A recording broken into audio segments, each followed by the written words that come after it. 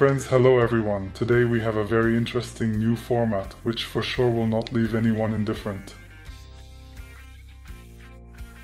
Today we're going to look at my previous videos and tell you the secrets that you couldn't see or didn't want to see. The secrets of technique, everything I've done, everything I've shown before.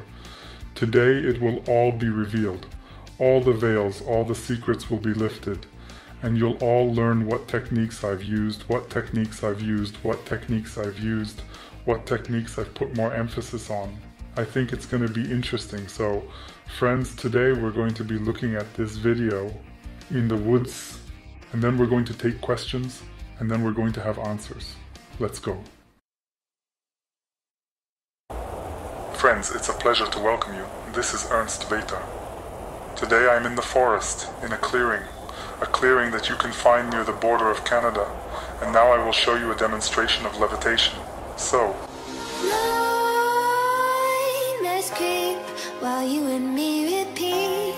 This bittersweet heat is suffocating. I'm waiting and always hesitating. Kryptonite desires set my heart afire.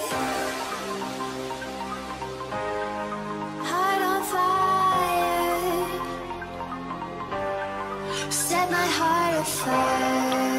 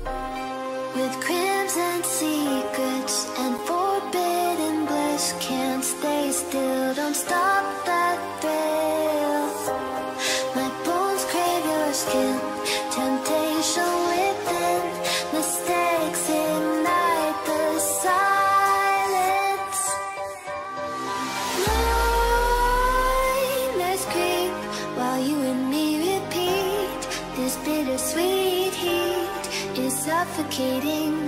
I'm waiting and always hesitating. Kryptonite desires set my heart afire. as you can see, all the action took place outdoors.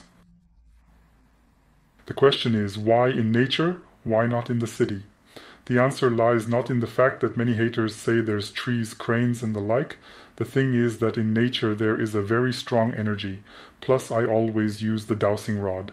That is, sometimes, for example, I see a beautiful place, somewhere desert or a clearing in the forest, and if there is no suitable energy, which I detect with my dowsing rod, I just can't do anything. That is, my energy, my leading chakras, will not block the bad energy coming from the earth. You have to understand that. That's why most often the best energy, I think everyone understands it, is naturally in the forest. Here is an interesting point. There is no good energy in the desert, strangely enough. Or just the border of the desert. In the center of the desert, you will not find it. But in the forest is much more common.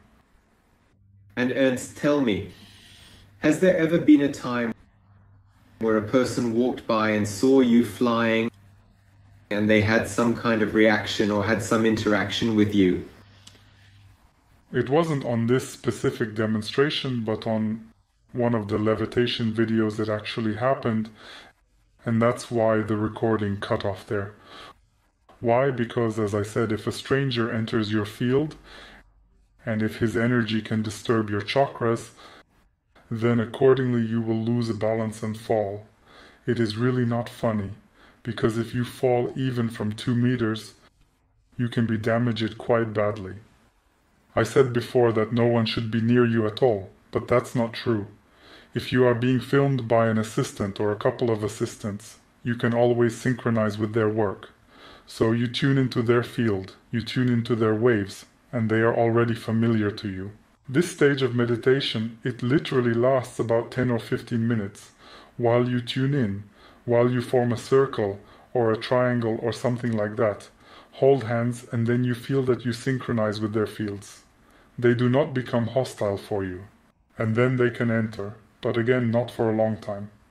I always ask if a person is shooting with a moving camera to stay away. In my opinion, the distance that won't hurt is from 5 meters onwards. If the person gets very close, it's a matter of luck. It may work, it may not. With one of my best students, Alex, he did levitate quite close with his friends, but he was lucky here. Lucky because they were his good friends. If it had been strangers, well, again, there wasn't a lot of altitude there. If he'd made a noise from his nose to the ground, it wouldn't have been as critical already, but still unpleasant. It's very, by the way, easy to break a finger even on your hand in a fall if you get it wrong, or if you don't group yourself correctly. So there you go. Ernst, many haters like to claim that you used ropes, cables, editing, or some other trick in your videos.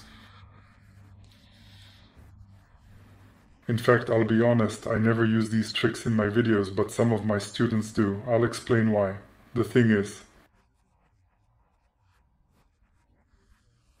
I'm not financially tied to the demonstration in any way. That is, if I can't demonstrate, I don't demonstrate. For some students like Alexander Shimko, who do it already more for the sake of the magic show, it is necessary sometimes to perform even, let's say, against nature. If, for example, today a person is not ready, his chakra is not set up, his field is weak, but he still needs to perform. But it is noticeable. It is noticeable in the dynamics of movement, it is noticeable in everything. And about the editing, I am most amused by such comments when they write that it is the most childish, of course, Photoshop. I think that everyone knows very well that Photoshop is in general on pictures. That is, on photos, processing. And in fact, editing, as I later began to learn, is only possible with a very good chroma key. So, if they say that you can do editing in the forest, well, friends, take it, try to do it. If you do, I will be truly grateful. So, in my videos, no. In some of them, yes, I noticed that, by the way. Here, for example, in certain illusionists, who in part can still do certain Sith, I notice right away, even without defining the field, without defining that flash, whether some trick has been applied or whether it's real. And it's noticeable. If you look closely, if you watch more than 100 or 200 different performances, you'll notice right away whether it's real or a trick. Ernst, please tell me, how much preparation time does it take you to perform like in this video? You mean preparing mentally or directly setting up the cameras and repeating the same thing over and over again? I mean precisely the mental preparation. That is, maybe you do some kind of meditation preparation and then you set up the cameras, or how is it done? Actually, the camera is set up initially. The set is prepared first. Then I leave for an hour on average. An hour for light meditation. This levitation requires about an hour of light meditation. An hour. Again, meditation is roughly comparable to sleep. If you go to bed, it doesn't mean you are asleep.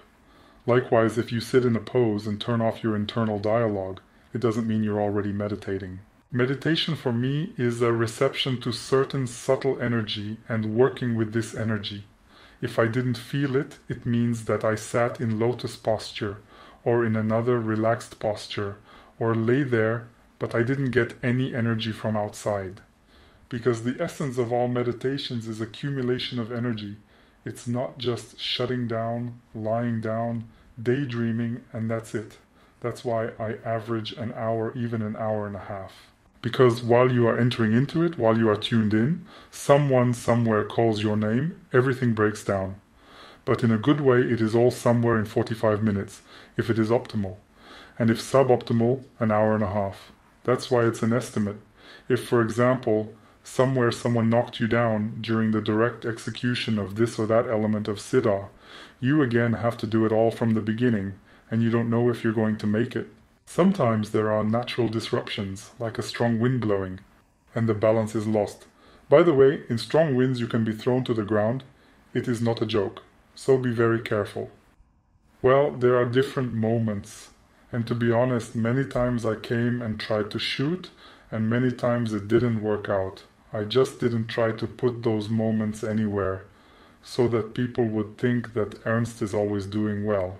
But actually there are problems, there are failures, there are misfires. I think every master is like that.